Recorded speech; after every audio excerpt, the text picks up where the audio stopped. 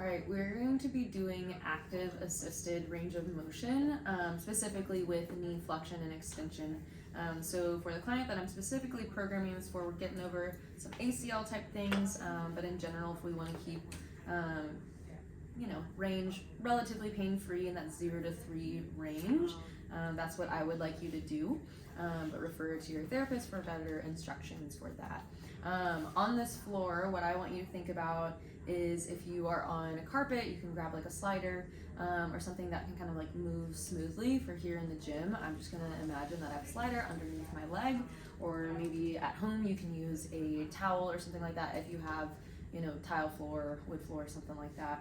Okay, so what you're gonna do, you're gonna take a like belt strap. If you have like a dog or something like that, you can use a leash. So I'm gonna use one of the belts at the clinic. So what we're gonna do is we're just gonna like sit bones are like on the edge of this chair for me. And then so I'm gonna do this right leg here, okay?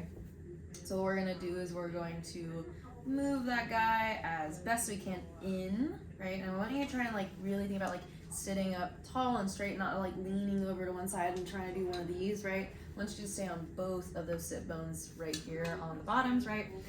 Again, using that belt as necessary, but I really want you to try and do your best to use that hamstring as you go in and as you go out, sliding, using that quad.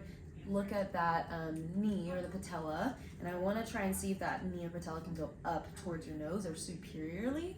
And then at that bottom, you can think about just gentle, a little bit of smushing that ant underneath your knee for 2 or 3 seconds, and then you're just gonna go back through that range as best as you can. You don't have to push it a whole ton, but I want you to do that about 10 times, nice and slow, getting that quad and hamstring to work.